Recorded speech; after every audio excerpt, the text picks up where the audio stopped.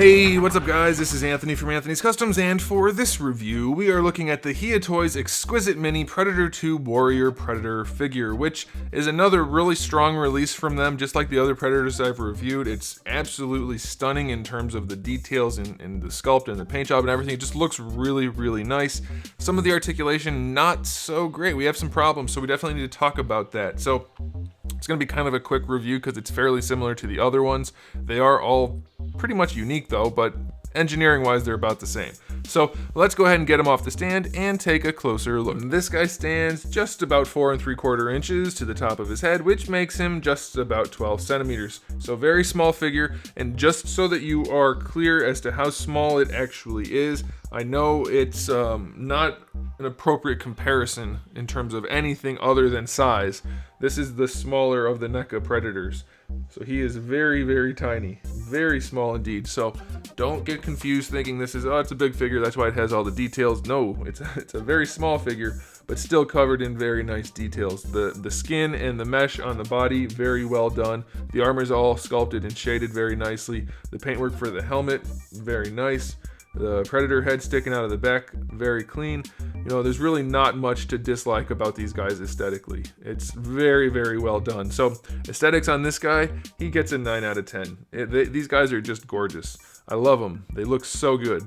As far as accessories go, this guy has the 2 gripping hands that come on him in the package, 2 wide open hands, and then we get a throwing disc and a collapsed spear. And lastly, we get the display stand with the peg in it to help him stand up, and a couple little clippy type things to connect the display stand to other display stands from this same line. Not the most accessories in the world, but I'm gonna give it a 7 out of 10. That's good enough. It's a decent batch of accessories. Now onto the articulation. This is where we may run into some issues. The head is on, I believe it's a ball peg on top of the neck, and then a ball peg for the bottom of the neck as well, so you really can move the head however you want to.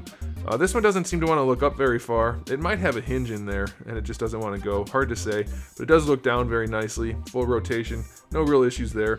Shoulders are on a ball hinge, so you can rotate them around, bring them up. Of course, the armor's going to get in the way. Nothing you can do about that.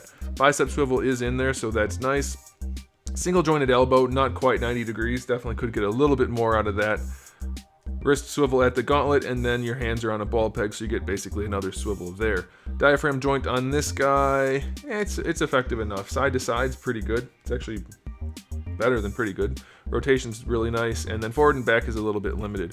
For the hips, we have the ball pegs again, which do give us plenty of range. That is not a problem at all. That's fine. Going forward, yeah, it definitely could be a little bit better, but that's pretty darn good. I don't think we need to do any high kicks with the Predators. Thigh swivel is fine, double jointed knee is fine, and then the ankles, we have our rotation and our hinge. At least this one, the hinge is working. So it's still a really bad ankle design because it limits the posability a lot, but at least this one, the hinge works and I can get them to stand up. So it's not as big of a deal as before, but even just a ball peg like the NECA Predators, and especially at this scale, a ball peg's probably ideal anyway. It would have been a lot better to have that. So for this guy, I'm going to give him a 7 out of 10 for articulation. The ankle being functional this time is a lot better than the other two, which were completely frozen up. Just as a side note, we do have the extending claws, which it's a very nice feature to have on such a small figure. I'm very pleased to have that. I was not expecting it when I saw these guys, but it does have it, so that's awesome. So, okay, final verdict on these guys, or on this guy. Just like the other ones, it's absolutely gorgeous, especially at the size. It looks really, really nice. They did a fantastic job sculpting and painting it. Articulation's good enough in most cases, aside from the ankles, and the accessories are definitely good enough too. So this guy's gonna get a 7 out of 10 only because the ankles are still really limiting.